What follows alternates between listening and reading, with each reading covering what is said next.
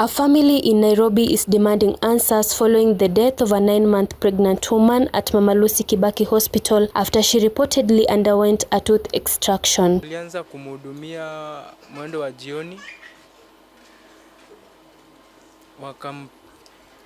wakachukua x-ray, wakapata meno mbili kuna shimo, ndo wakamuadmit hiyo jioni ya saa 5 usiku. But hiyo masaa tulifukuzwa, tukaambia si masaa mzuri ya kukaa kwa wagonjwa.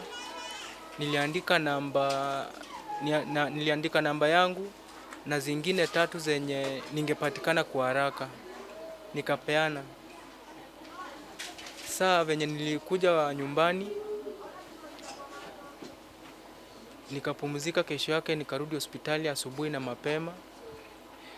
Nilipata wamemng'oa meno bila idhini yangu, bila kusaini mahali popote. Kupeleka claim kwa madaktari hawakunijibu kitu, but waliniambia tu masaa ya kuona mgonjwa imeisha, toka. But venye walimng'oa hiyo meno alianza kufura kiasi kuja huku chini. So nikarudi tena nyumbani, nikaenda kesho yake saa 5 mchana. Kufika iko tena nikapata wamemng'oa meno ingine bila idhini tena bila kusaini mahali popote. So venye walimng'oa hiyo meno ingine ndo viona alianza kufura hadi hapa kwa shingo, akaanza kukuwa na difficulty ya kupumua. Nikajaribu kufuatilia madaktari, mbona wanamng'oa meno na ilhali ni mjamzito, alikuwa anaelekea kuzaa. Madaktari walikuwa so harsh, walita security wakanitoa nje. Nikiendelea kuulizia mgonjwa wangu anaendelea vipi. Tukakaa hapo nje ya theater, ndo tukaruhusiwa kuingia ndani, tukapata viona amekufa.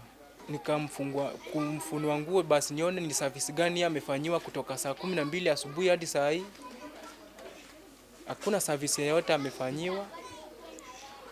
Hajapasuliwa angalau mtoto amekufia kwa tumbo na mimba ilikuwa kubwa ya miezi 9. So nikauliza madaktari, ameishi hapo kutoka asubuhi saa 12 hadi saa hii, mmemfanyia nini yenye inaonyeshana alikuwa huku theater? Madaktari wakaniambia alikuwa hapo nje ya theater 1 hour 45 minutes juu kulikuwa na theater, ilikuwa watu walikuwa wamejaa theater. Nikawauliza sasa hii case ya Viona ilikuwaje? Wakasema ilikuwa more than emergency. The facility also insists she was brought in while in a very critical condition. For this particular patient who came in on Sunday night, she arrived at the facility at 9 p.m. and we were immediately alerted of her presence and her status. And the team on the ground ascertained that it was an emergency resulting from a severe dental infection that had arisen because of a tooth.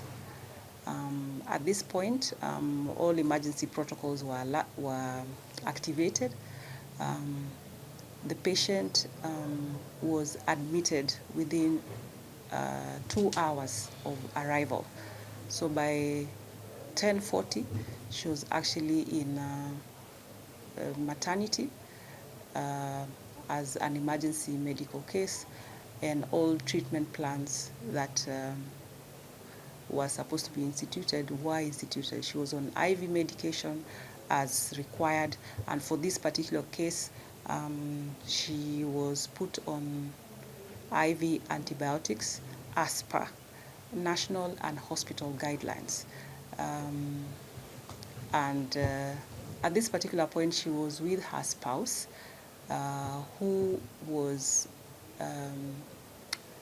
was made to know that the next day she would have an extraction done. And this, as my senior colleague has mentioned, is part of the treatment plan for this particular condition.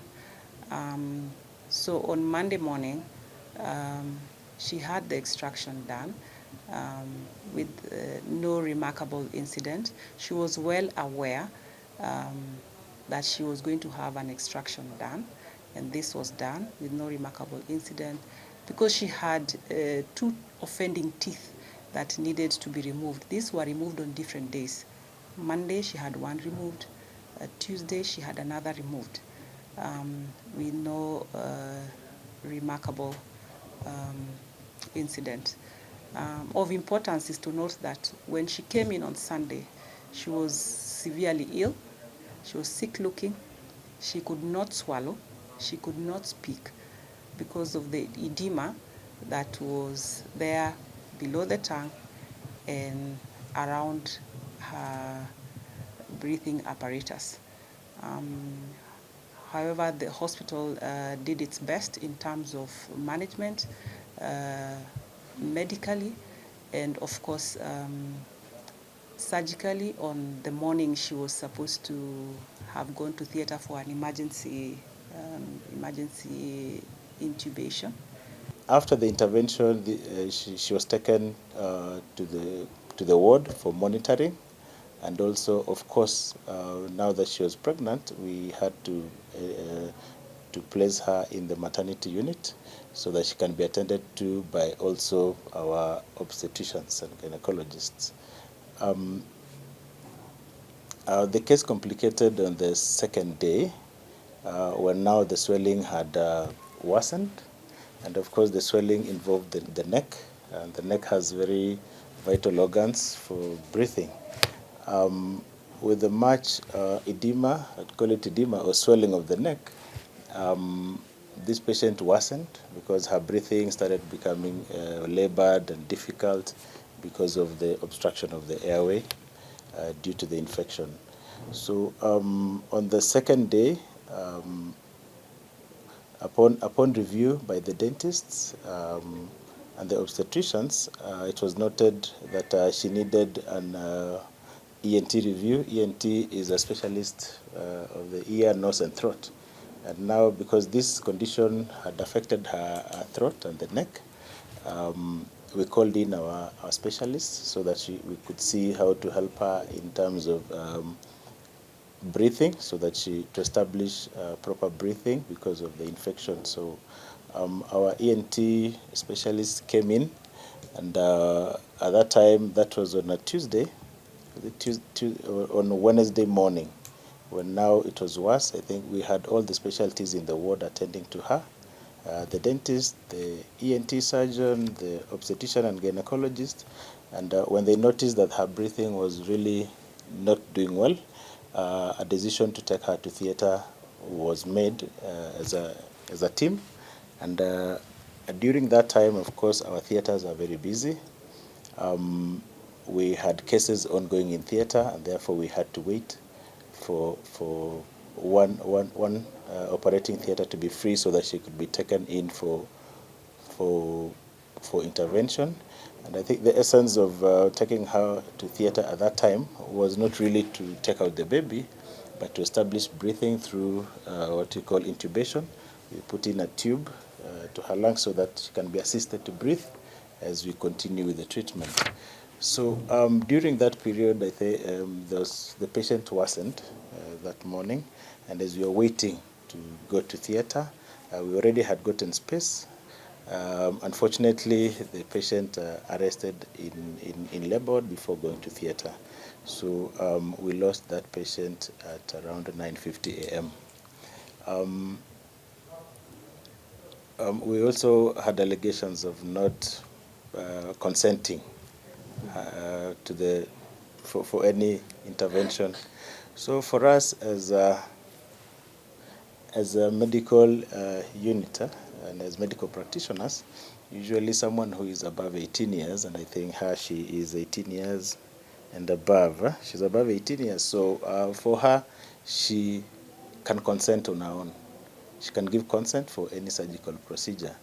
In other scenarios where this patient is severely sick and unable to give consent, Usually we do it on her behalf as medical team after discussions.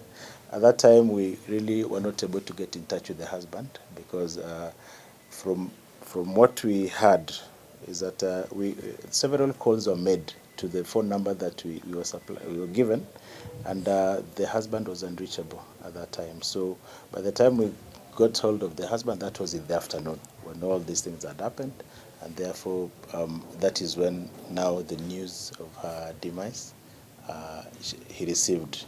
So we took her to theatre because we wanted to save her life. The hospital has further urged expectant mothers not to ignore dental problems during pregnancy, noting that untreated oral infections can pose health risks if not addressed in time. The incident has sparked concern, with family calling for investigations into the circumstances surrounding her death. The hospital board and our doctors and all the other clinicians are always open to have more conversations with the family so that we all understand each other. Nobody really truly would wish that a family goes through such a matter. And least of all, a hospital like Mama Lucy Kibaki Hospital of the moment. Secondly, our doctors have had 2 conference meetings with the family, to explain this matter, to help them to understand. Of course, until now, we learned that they have approached the media, which makes us also now respond in this manner. But we are still open to have further conversations and what support they may want to propose to the hospital that we can attend to based on the policy of the hospital and the guidelines that we all have from our health department and from our county level guidelines as well.